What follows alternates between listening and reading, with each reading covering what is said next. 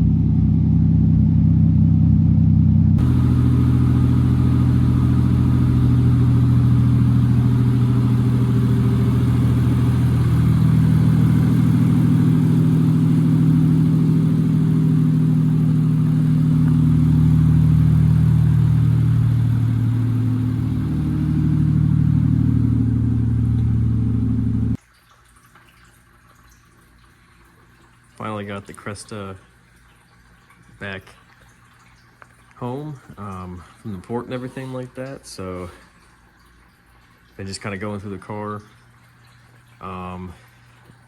Currently it's leaking out some coolant. That's on purpose. Draining the coolant here because it definitely needs a flush, and I got a brand new radiator for it because this here the little overflow nipple was broken off, and it just had a, the hose just jimmied on there. I didn't really want to run that, so I got a brand new radiator. I'm gonna swap everything over. It's pretty simple on these cars. It just has a ram air dam that goes right here, and then just the 10 mils on the brackets. And then down in here you can see there's 4 12mm bolts for the clutch fan, and then from there it's just hose clamps and maybe like 1 or 2 wiring connections, and we'll pull that radiator out and swap everything over to the new radiator. All right, got about all the coolant drained out of it. Let me show you got the new radiator. Just went with a aluminum kind of like OEM style replacement. I didn't spend big money on the coil because I'm balling on a budget here, but it should work better than what was in there. And got the classic G Plus silicone hoses. Never had an issue with these. Super solid hoses, and they're cheap. So yeah, I just got the clamps off here. Working on getting this hose off. I'll get the bottom hose off, and a couple connections, and it should come right out. All right, got the radiator in. Swapped over the fan shroud, and got the brackets on. So fitment's actually not bad. I mean, the fan shroud bolted up, so that was pretty cool. The only thing that bothers me a little bit, this bracket's a little bit crooked, so I'm gonna see if I can kind of fix that, or maybe I might have the brackets backwards, but I'll switch them and see if that straightens it up. This one seems to be, at least it's straight enough. And yeah, when I was in Japan, I bought a random radiator cap, so looks like that's gonna work for me. Worked out perfectly.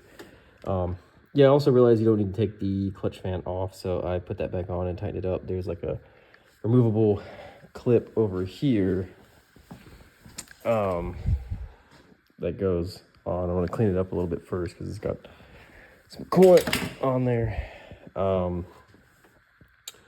And the only thing that I didn't absolutely love about this $150 eBay radiator is that there's the coolant temp sensor on the bottom. I'll show you on this radiator. Yep, it goes in here. I just don't like the way it seals. Like it doesn't copy. This has like a secondary seal with an O-ring that goes in there, and it doesn't seal that way.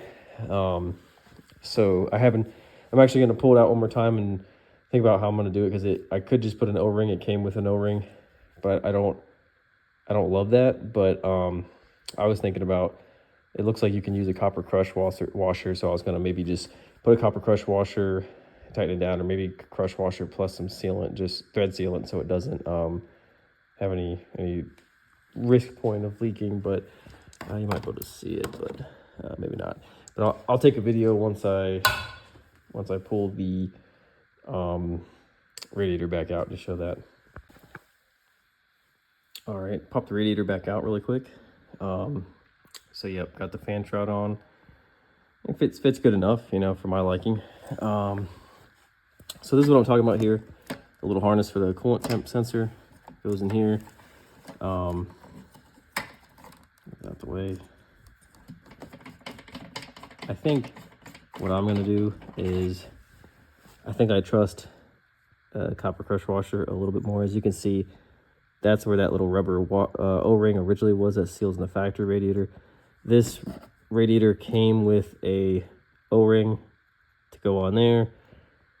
I don't love that, so I'm thinking either copper crush washer or thread sealant, and then just crank it all the way in there so it bottoms out with the thread sealant. I mean, that probably would work too, but we'll see. All right, what I ended up doing, which seemed like the best solution, is I did use a copper crush washer. I have a bunch of these Amazon crush washers, so I tested one, tightened it down just to see if it was going to make a nice crush seal.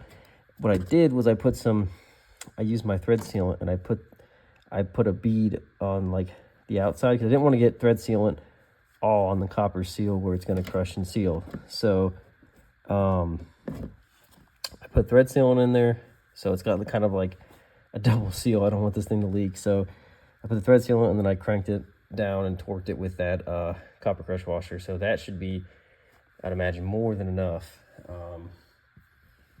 to seal. Shouldn't have any problems or leaks out of that.